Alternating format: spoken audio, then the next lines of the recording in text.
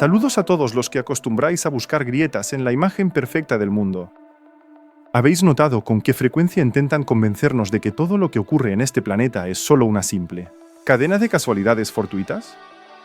Pero a veces, amigos, la intuición grita, no me lo creo, con tanta fuerza que ignorar esa voz se vuelve, sencillamente, imposible. Hoy no vamos a limitarnos a contar historias de Internet. Vamos a descubrir dónde termina la fantasía de los fans y dónde empieza el cálculo frío de quienes realmente manejan el mundo desde las sombras. Muchos están acostumbrados a tomar por locos a quienes mencionan la conspiración, imaginando de inmediato sombreros de papel de aluminio y sótanos oscuros. Pero la historia es profundamente irónica. Algunas cosas que ayer se consideraban delirios de un paranoico, hoy están oficialmente confirmadas por archivos desclasificados. Caminaremos por el filo de la navaja, entre mitos absurdos sobre dobles de estrellas del rock y proyectos secretos reales que ponen los pelos de punta. Preparaos.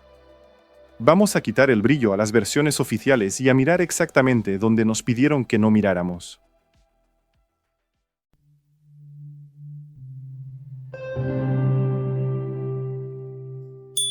Empecemos con aquello que hace arder Internet durante años.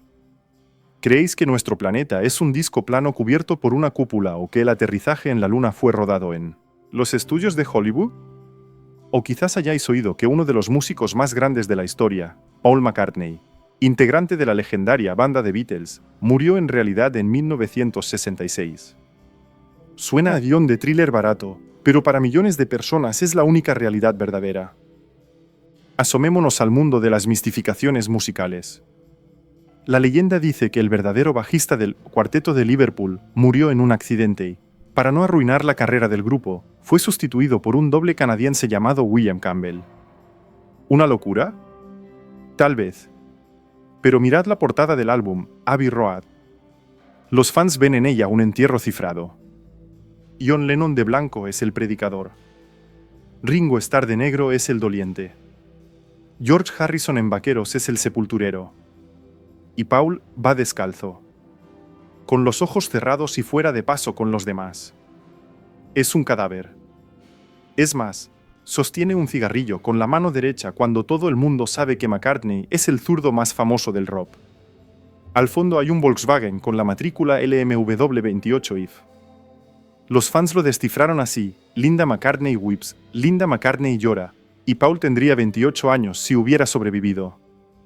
Una precisión asombrosa para ser una simple casualidad. ¿No creéis? Pero si la muerte de un Beatle es más bien un juego detectivesco, la teoría de la Tierra plana desafía a toda la ciencia moderna. A pesar de 2 milenios de pruebas, desde los cálculos de Eratóstenes hasta las fotos de los satélites orbitales, miles de personas están convencidas de que vivimos en un disco inmóvil. Según ellos, la Antártida no es un continente, sino un muro de hielo que rodea el fin del mundo y retiene los océanos. Y por encima, todo está tapado por esa misma cúpula impenetrable. Los astrofísicos pueden intentar demostrar hasta la afonía que tal modelo rompe todas las leyes de la gravedad y hace imposible la atmósfera. A los terraplanistas les da igual. Creen que las élites globales gastan billones de dólares durante siglos solo para mantener la ilusión de la esfericidad. Y por supuesto, que es la conspiración sin el fraude lunar. La teoría de que la misión Apolo 11 es un engaño monumental dirigido por Stanley Kubrick no envejece. La bandera que supuestamente ondea en el vacío, la falta de estrellas en las fotos, las sombras extrañas. Para cada detalle técnico los conspiranoicos tienen un argumento nuevo.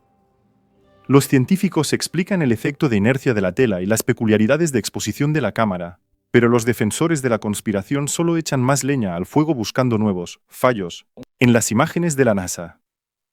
Para la mayoría esto suena a ciencia ficción. Bajo el microscopio de la lógica, estas teorías a menudo se caen a pedazos. Pero aquí está la ironía. Vivimos en una época donde la confianza en las instituciones oficiales ha tocado fondo. Y esta desconfianza no nació de la nada. Si estáis acostumbrados a reíros de cualquier teoría sin ni siquiera intentar entenderla, corréis el riesgo de perderos el momento en que la conspiración resulte ser real. A veces el escepticismo son solo orejeras en los ojos. Porque la historia nos enseña, el poder dejado sin vigilancia siempre busca ocultar la verdad. La etiqueta de conspiranoia Se cuelga a menudo a los hechos que son demasiado incómodos para el sistema. Recordad a los gigantes del tabaco. Durante décadas supieron que su producto mataba, pero pagaron a científicos para mentir. No era paranoia. Era un hecho documentado. Entonces, ¿dónde está el límite entre la fantasía y la verdad histórica? ¿Por qué nuestro cerebro busca tan desesperadamente significados ocultos donde puede que no los haya? Para responder a esto tendremos que bajar por la madriguera del conejo mucho más profundo. Nos esperan abismos de cinismo estatal ante los cuales incluso la tierra plana os parecerá una broma inocente.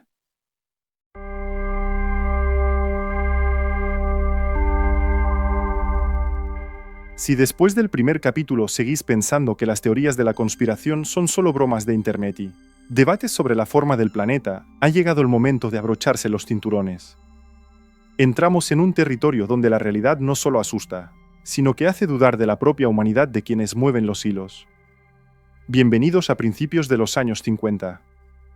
Una época en la que el mundo se congeló bajo la sombra de la Guerra Fría y los servicios de inteligencia de Estados Unidos empezaron a temer seriamente que los comunistas hubieran encontrado la forma de hackear la mente humana. Todo empezó con la Guerra de Corea. Imaginad el choque del estadounidense medio que enciende la televisión y ve a sus chicos, héroes condecorados, leyendo textos de arrepentimiento ante las cámaras. Confesaban haber usado armas biológicas y llamaban a su país monstruo imperialista. La CIA no podía, o simplemente no quería, creer que a esos hombres los hubieran quebrado con torturas comunes, hambre y palizas. Les resultaba más fácil creer en la tecnología. En una pastilla mágica que borra la personalidad y graba en su lugar un programa nuevo. Y decidieron que, si el enemigo tenía un arma así, ellos necesitaban crear algo aún más aterrador. El 13 de abril de 1953, el director de la CIA, Allen Dulles, firmó la sentencia de miles de personas inocentes al autorizar el proyecto MK-Ultra. No se trataba de un pequeño laboratorio en un sótano. Era una red gigante de 149 subproyectos que involucraba a más de 80 instituciones. Universidades de élite, hospitales prestigiosos, prisiones e incluso gigantes farmacéuticos. El objetivo era ambicioso y absolutamente inhumano: aprender a controlar totalmente la mente. Extraer la verdad contra la voluntad, borrar la memoria, y lo más espeluznante, crear agentes durmientes. Esos asesinos de película que matan tras una llamada y olvidan lo hecho un segundo después. El arquitecto principal de esta pesadilla fue el químico Sidney Gottlieb. Una personalidad totalmente paradójica. En su vida normal parecía un hippie inofensivo, vivía en una cabaña sin agua corriente, meditaba y bebía leche de sus propias cabras. Pero en el servicio, este hombre se transformaba en el auténtico, envenenador jefe de América. Su juguete favorito era el LSD. En aquellos años, la sustancia estaba poco estudiada y Gottlieb creía haber encontrado el suero de la verdad definitivo. La obsesión de la CIA llegó a tal punto que compraron todo el suministro mundial de LSD a la compañía Suiza Sandoz por $250,000 de la época. Básicamente, compraron toda la locura del mundo para experimentar con seres humanos. Lo más repugnante de MK-Ultra fue el uso de sujetos involuntarios. Es decir, personas que no dieron su consentimiento. Los agentes de la CIA no se limitaron a voluntarios. Drogaron a sus propios empleados, militares, médicos y a los ciudadanos más vulnerables, enfermos mentales, presos y prostitutas. Gente corriente convertida en ratas de laboratorio sin saberlo. ¿Recordáis el proyecto Midnight Climax? La agencia abrió burdeles encubiertos en San Francisco y Nueva York. Las prostitutas a sueldo de la CIA atraían a los clientes y les echaban LSD en las bebidas sin que se dieran cuenta. Mientras tanto, tras un cristal de visión unidireccional, los agentes de la CIA se sentaban a beber cócteles y a filmar lo que ocurría. Todo esto se justificaba como estudio del comportamiento sexual bajo coacción química. La ciencia que nos merecemos. Pero los experimentos no solo dejaban traumas psicológicos, dejaban cadáveres. El caso más sonado fue la muerte de Frank Olson, un bacteriólogo militar que colaboraba con la agencia. En 1953, durante un retiro de trabajo, su propio jefe, el mencionado Gottlieb, echó LSD en una botella de licor Cointreau y se la sirvió a sus colegas. Olson sufrió un brote psicótico severo. Lo enviaron a Nueva York bajo vigilancia médica y pocos días después, cayó desde la ventana del 10º piso del hotel donde se alojaba. Durante décadas, la CIA insistió en que fue un suicidio. Pero cuando se exhumó el cuerpo en los años 90, se encontró una marca de un golpe en la cabeza propinado antes de la caída. Olson se había vuelto demasiado peligroso. Había presenciado interrogatorios en centros secretos de la CIA en Europa donde a los prisioneros se les torturaba literalmente hasta la muerte intentando lavarles el cerebro. Quería irse, pero de esos proyectos solo se sale en un ataúd de zinc. En 1973, cuando el escándalo Watergate hizo que las cosas se pusieran feas, el entonces director de la CIA, Richard Helms, ordenó destruir todos los archivos de MKUltra. Gran parte de la historia del proyecto se convirtió en polvo en las trituradoras. Pero un error burocrático salvó 20.000 documentos financieros que salieron a la luz más tarde. Esos papeles y los testimonios ante el Senado revelaron la verdad al mundo. El propio Sidney Gottlieb admitió ante los senadores que todo aquel infierno, todos esos años de tortura y vidas rotas habían sido inútiles. Según sus palabras, la ciencia no avanzó ni un paso. Todo el sufrimiento fue en vano. Y aquí es donde cabe preguntarse, si el gobierno estaba dispuesto a hacerle eso a sus ciudadanos por un control mental mítico, ¿de qué más son capaces? Cuando oigáis hablar de microchips secretos o laboratorios ocultos, recordad el MKUltra. No es el delirio de un paranoico. Es una página documentada de la historia que quisieron quemar, pero no llegaron a tiempo. Y esto es solo la punta del iceberg, porque a continuación pasaremos a planes que implicaban asesinatos en masa por meros juegos políticos.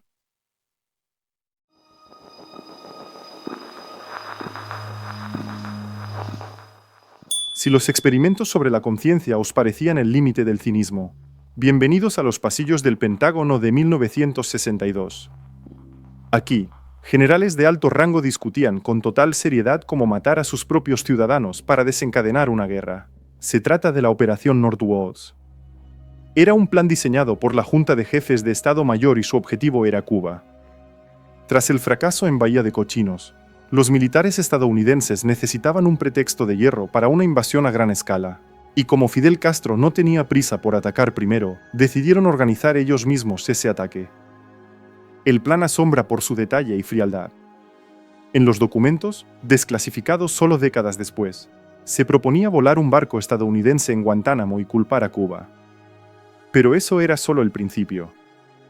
Los generales sugerían organizar una serie de atentados terroristas en Miami y Washington, hundir lanchas con refugiados cubanos en alta mar y, lo más atroz, simular la destrucción de un avión de pasajeros. La idea consistía en sustituir un vuelo civil real por un dron pintado como un vuelo charter con estudiantes inocentes a bordo y volarlo por los aires. El mundo entero debía ver los restos y horrorizarse ante la agresión cubana. Por suerte, el presidente Kennedy rechazó este plan un año después. Él mismo fue víctima de un atentado, lo que hasta hoy alimenta una de las principales teorías de la conspiración de la historia. Pero mientras en Washington dibujaban mapas de atentados, al otro lado del mundo, en las tierras altas del Tíbet, la CIA jugaba una carta muy distinta. A mediados de los 50, cuando China comenzó la ocupación activa de la región, la inteligencia estadounidense decidió utilizar la resistencia tibetana como herramienta para desgastar a los comunistas. No fue un acto de misericordia o de lucha por la libertad religiosa. Fue geopolítica pura y fría. El proyecto recibió el nombre en clave St. Circus. La CIA seleccionaba a guerrilleros tibetanos, los sacaba en secreto a la isla de Saipán y luego a la base de Kampale en Colorado, donde los entrenaban en actividades de sabotaje, saltos en paracaídas y encriptación. El vacío informativo en torno a esta operación se mantuvo durante décadas. El Dalai Lama, símbolo de paz y no violencia, se vio envuelto en este juego. Aunque él mismo negó más tarde su participación directa en la planificación de acciones militares, su entorno más cercano e incluso sus propios hermanos estaban en contacto directo con Langley. La CIA asignaba anualmente cientos de miles de dólares para el mantenimiento de la administración tibetana en el exilio y para el apoyo de destacamentos guerrilleros en Mustang. Los tibetanos fueron utilizados como escudo humano contra la influencia de Mao Zedong, lanzándoles armas y suministros en las montañas. Sin embargo, En cuanto la política de Estados Unidos cambió y Richard Nixon decidió estrechar lazos con China en los 70, la resistencia tibetana fue simplemente arrojada por la borda. La financiación cesó de un día para otro, dejando a miles de personas solas frente a un ejército enemigo superior. Para el imperio, eran solo material desechable en el gran juego. Estos dos ejemplos, Northwoods y el Tíbet, muestran perfectamente las dos caras de la maquinaria estatal. Una cara está dispuesta a matar a los suyos para crear una imagen en las noticias. La otra, a usar a los ajenos como carne de cañón bajo consignas de libertad para luego traicionarlos por conveniencia. Cuando hablamos de operaciones secretas, solemos imaginar a James Bond. Pero la realidad es mucho más sucia. Son carpetas con documentos donde las vidas humanas figuran como pérdidas aceptables o partidas de gastos. Los datos de estos sucesos son tan densos que los historiadores oficiales han tenido que reconocer su realidad. Ya no son teorías. Son crímenes documentados. Y si en 1962 los generales consideraban normal proponer explosiones en la capital de su propio país, ¿qué os hace pensar que hoy los métodos se han vuelto más humanos? Simplemente se han vuelto más tecnológicos. Y mientras creéis en las casualidades, en algún despacho cerrado se puede estar firmando el próximo documento que dentro de 50 años llamarán error del pasado, pero que hoy llaman protección de los intereses nacionales. Seguiremos profundizando, porque nos espera la página más vergonzosa de la historia de la medicina, donde los conejillos de Indias fueron aquellos a quienes el Estado prometió curar.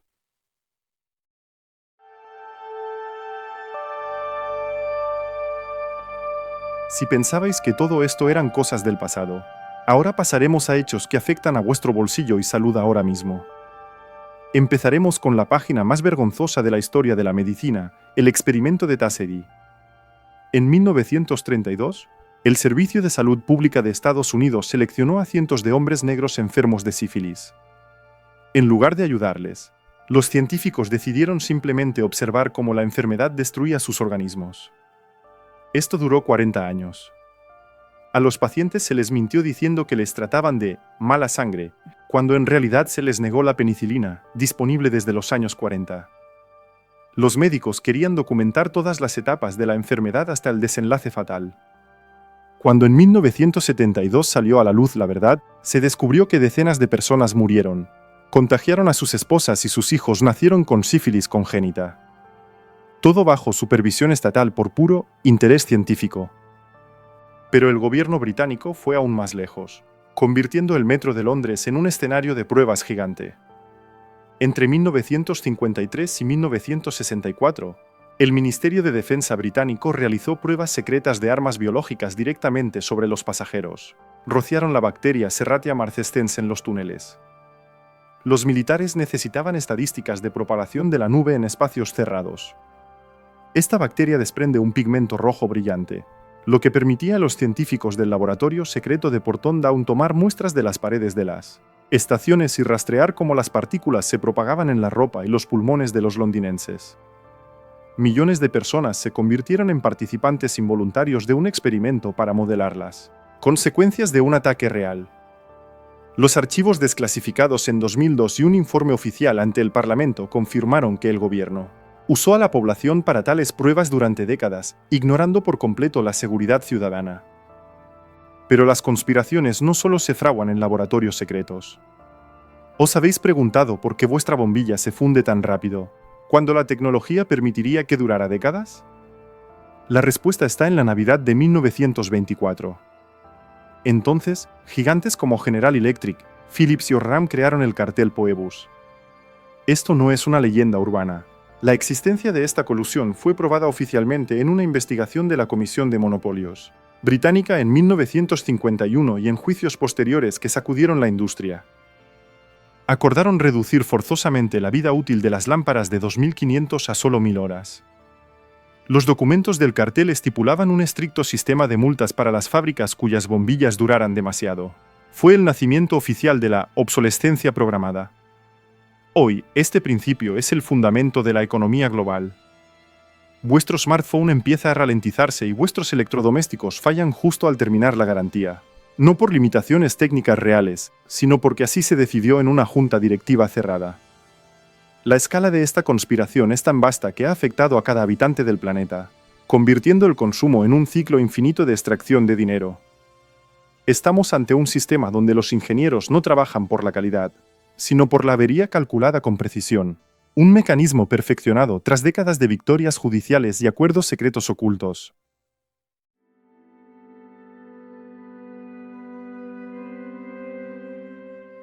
Hemos terminado este análisis y ahora la elección es vuestra. Como habéis visto, la frontera entre una teoría loca y la crónica histórica es a veces más fina que un cabello. Y la clave de la verdad siempre está oculta en los archivos y en la capacidad de hacerse preguntas. No dejéis que los titulares piensen por vosotros, excavad siempre hasta el fondo. Muchísimas gracias por dedicar vuestro tiempo y ver este material hasta el final. Vuestro apoyo es lo que nos permite seguir sacando a la luz los temas más incómodos y buscar respuestas allí donde otros prefieren simplemente cerrar los ojos. Si os gusta este estilo, no olvidéis darle a me gusta para que los algoritmos impulsen la verdad, y suscribíos al canal para no perderos las próximas investigaciones. Y por supuesto, escribid en los comentarios cuál de estos datos os ha impactado más, lo debatiremos allí mismo. Esto es todo por hoy. Mantened la cabeza fría, permaneced alerta y nos vemos muy pronto en las nuevas entregas.